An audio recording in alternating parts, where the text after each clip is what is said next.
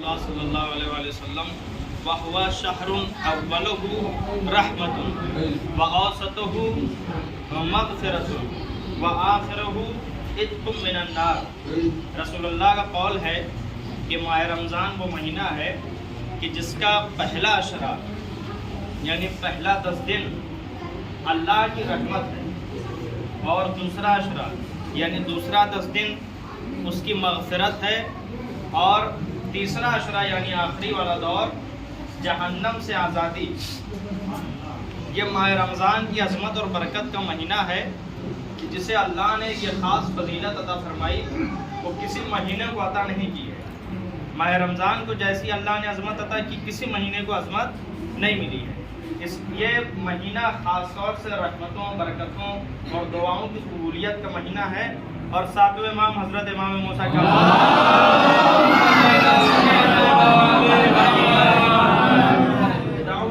دعوت الصائم تستجاب عند افطاری، روزہ دار کی دعا اس کے افطار کے وقت قبول ہوتی ہے۔ روزہ دار جب بھی افطار کرے اور اس وقت جب دعا کرتا ہے تو پروردگار اس کی دعا کو قبول کرتا ہے۔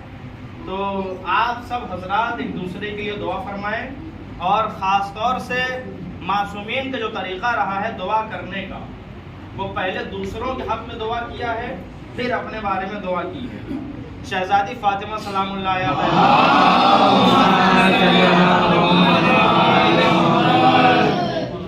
خود اس بات کے راوی امام حسن علیہ السلام ہیں کہ ہم نے دیکھا کہ ہماری والدہ گرامی عبادت میں مشغول ہیں، اور وہ سب کے لیے دعا کر رہی ہیں۔ رات کا کافی حصہ گزر گیا، وہ ہر ایک شخص کا نام لے لے کر دعا کر رہی ہیں، مگر ہمارے لیے دعا نہیں کی۔ تو ہم نے جا کے سوال کیا کہ مادر گرامی سب کے لیے دعا کی مگر ہمارے لیے دعا نہیں کی۔ تو شہزادی نے ایک جملہ ارشاد فرمایا، یا بنیا الجار ثم الدار، پہلے حق پڑوسیوں کا ہے پھر گھر والوں کا ہے۔ تو پہلے پڑوسیوں کے حق میں آدمی دعا کرے، پھر اپنے حق میں دعا کرے، تو پروردگار اس کی دعا کو رد نہیں کرتا ہے۔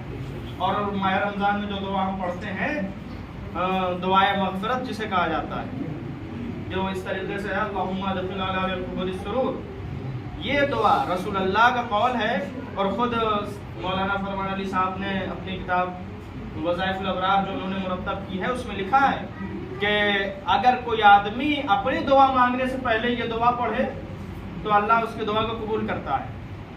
کیوں؟ اس لیے کہ اس دعا میں فقط اپنے لیے دعا نہیں مانگی جا رہی ہے، بلکہ تمام انسانوں کے لیے دعا مانگی جا رہی ہے۔ صرف مسلمانوں کے لیے بھی، یہاں پر مسلمان نام نہیں ہے، اللہم اشف کل مریض، جتنے مریض سب کو شفا یاب کرتے ہیں۔ اللہم فک کل اسیر، جتنے قید ہیں سب کو رہائی عطا کرتے۔ اللہم اغن کل فقیر، جتنے فقیر ہیں سب کو غنی کر دے، سب کو مالدار کر دے۔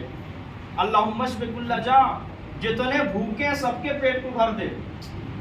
تو جب سب کے لیے دعا کی جائے گی تب انسان اپنے لیے دعا کرے گا تو اس کی دعا قبول ہوگی۔ اور 8ویں امام حضرت امام علی رضا علیہ السلام، اگر کوئی شخص چاہتا ہے کہ اس کی دعا قبول ہو تو اپنے حق میں دعا مانگنے سے پہلے اپنے والدین کے حق میں دعا مانگے، اس کے اس عمل سے اس کی دعا قبول ہوگی۔ اور نبیوں کا اور معصومین کا یہی طریقہ رہا ہے، خود جناب ابراہیم علیہ السلام نے بھی یہی اسی طریقے سے دعا پروردگار کی بارگاہ میں فرمائی ہے، ربنا اغفر لی ولوالدی وللمؤمنین یوم یقوم الحساب۔ یہ دعائیں جو ہم پڑھتے ہیں، پروردگار مجھے بخش دے، میرے والدین کو بخش دے، مومنین کو بخش دے، تو یہ دعاؤں کا طریقہ ہے کہ جب آدمی دوسروں کا خیال کرتا ہے تو پروردگار اس کا خیال کرتا ہے۔ لہذا جب آپ سب دعا کریں تو ایک دوسرے کو اپنی دعا میں خاص طور سے یاد رکھیں۔ اور مولانا مرتضی عسکری صاحب کا قول ہے کہ میں جمعے کا خطبہ دے کے یا نماز کے بعد فارغ ہوا تو ایک شخص آیا اور کہنے لگا، مولانا میری آفس میں میرا ایک ساتھی ہے جو مجھے بہت پریشان کر رہا ہے، اتنا پریشان کر رہا ہے کہ ایسا لگتا ہے کہ مجھ کو ریزائن دینا پڑے گا، مجھ کو اپنی نوکری چھوڑنا پڑے گی، کوئی عمل مسئلہ ہے۔ تو انہوں نے کہا کہ تم اس کے حق میں دعا کرنا شروع کر دو۔ کئی دن بیت گئے اور جب وہ دوبارہ واپس پلٹ کے آیا تو اس نے کہا کہ مولانا آپ نے جو عمل بتلایا اس کی وجہ سے اس کا دل میں میرے لیے نرم ہو گیا. جو پہلے میرے پیچھے پڑا رہتا تھا وہ میری حمایت کرتا ہے اور میری موافقت کرتا ہے. تو اپنے دشمنوں کے حق میں دعا کرنے سے دشمن کا دل نرم ہو جاتا ہے اور پروردگار اس کے دل میں نرمی پیدا کر دیتا ہے. لہٰذا اپنے حق میں دعا کرنے سے پہلے سبھی کے حق میں دعا کریں. ایک صلوات پڑھیں محمد علی محمد.